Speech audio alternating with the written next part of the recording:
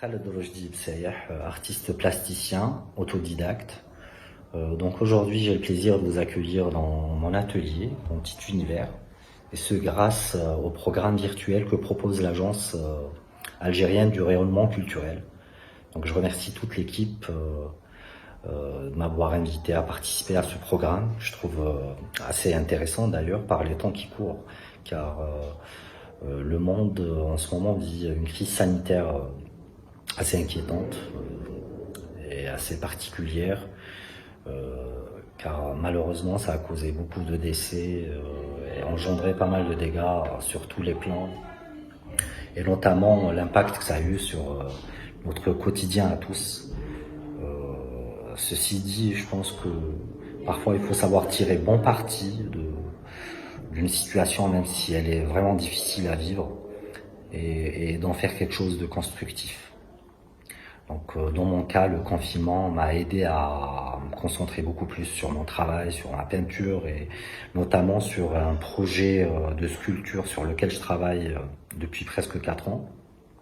Donc il s'agit d'un échiquier qui fait 2,30 m sur 2,30 m avec 14 pièces sculptées. Je l'ai puisé, je pense, de l'influence qu'a eu sur moi les contes de fées, les histoires fantastiques qu'on nous racontait lorsqu'on était encore enfant, et aussi même les films, films fantastiques tels que le Seigneur des Anneaux, et il y en a d'autres. D'où ces personnages un peu excentriques, parfois ni homme ni animal, comme les cavaliers, où je fais allusion aux centaures, créatures mythologiques apparues dans les récits de la Grèce antique.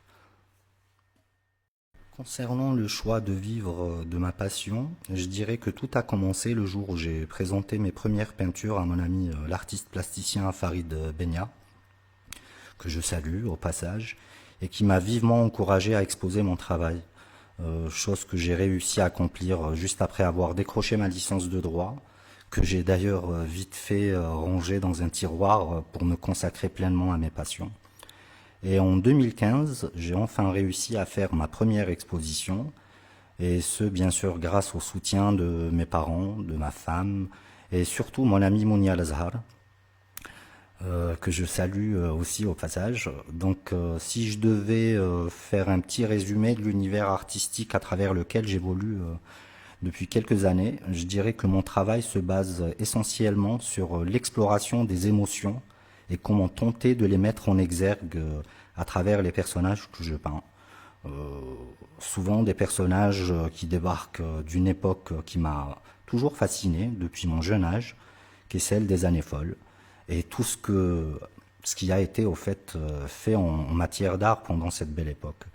Maintenant, concernant la manière dont je travaille et réalise mes peintures, je me base sur deux approches, deux regards différents et complémentaires à la fois, je pense. Dans un premier temps, je viens poser mon regard d'adulte qui tente de rester fidèle à son environnement et les émotions et sentiments qu'un adulte va vivre et croiser tout le long de son parcours.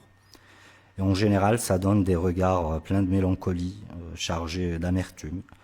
Aussi, je consulte ce même regard d'adulte en étirant les formes et accentuant les courbes qui, à mes yeux, sont un petit peu les lignes qui viennent souligner le parcours de ces personnages, de chaque personnage. Puis dans un second temps, je viens poser sur la toile mon regard d'enfant, porteur d'espoir, amoureux de couleurs vives et chatoyantes, pour tenter d'égayer ces tristes personnages et faire en sorte d'étayer le contraste au fait entre la joie et la tristesse, pour ainsi mettre l'accent sur le principe de dualité qui en général caractérise notre évolution et existence.